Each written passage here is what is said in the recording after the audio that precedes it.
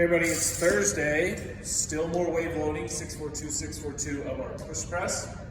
And then we're also gonna have push press in the workout. So really getting nailed down on that push press form. In the past few weeks in class, we've been talking about that transfer from lower body to upper body. So if we feel, a lot of times in the warm up, we'll practice a pause. So that way we're making sure that we're vertical and we're pushing those knees out, butt is going back just a tiny bit as we then come up. But we don't want that pause once we get into the strength and we get into the workout. So once we get there and we're moving, we want to see a quick reflexive dip as we go dip, and up, okay? So if you've gotten confused in the past thinking about that pause necessarily has to be there, it doesn't. We're just doing that to make sure our positioning is good. It's like we're slowing down a squat or a deadlift to make sure positioning is good. So think about that transfer from the lower body to the upper body and how that quick reflexive dip is going to help us, okay?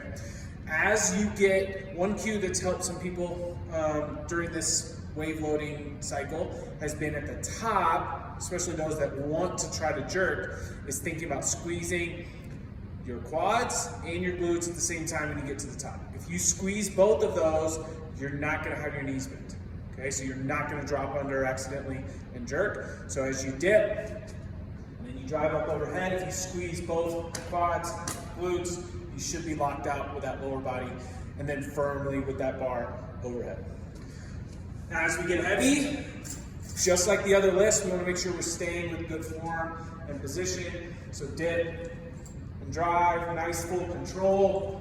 As it gets heavy, you may not be able to cycle it. You might have to absorb it and then go into your next push press. Okay, so you're gonna have to play that smart as you get into your strength sets there, okay? So 642, hopefully a little bit heavier than last week. For the workout, we have a 12-minute AMRAP, 20 slams. We've seen a lot of slam balls lately. Just like with the push press being fully over that midline, we wanna make sure that slam ball gets here and it's not here. So stick that head through, slam, come all the way up and slam. Use those hips to help you drive that slam ball up. We then have 15 or 12 calories on the bike. We want that to be a minute 15 or less. It's gonna be a lot of shoulders today between the slam balls, the push press, and even on the bike a little bit getting that push because you're gonna try to keep that steady RPM and speed on your bike. And then you have 10 push press. We're gonna try to keep that to 2 sets or less. Ideally, you're going unbroken so you don't have to set that bar down on the ground. Going back to the bike. When we get to the bike and we're thinking about our 15 or 12 calories, there's a couple different strategies here. Some people like to start really fast and then kind of cruise through it. Some people like to start at a cruising speed and then pick up and go a little bit faster as they get closer and closer. Whichever strategy you have, we want to try to limit transitions on and off that bike. So whatever our movements are around it, still trying to limit those transitions. But on the bike, if you feel like your body's just moving all over the place every single time you get on the bike, let's try to tighten it up today.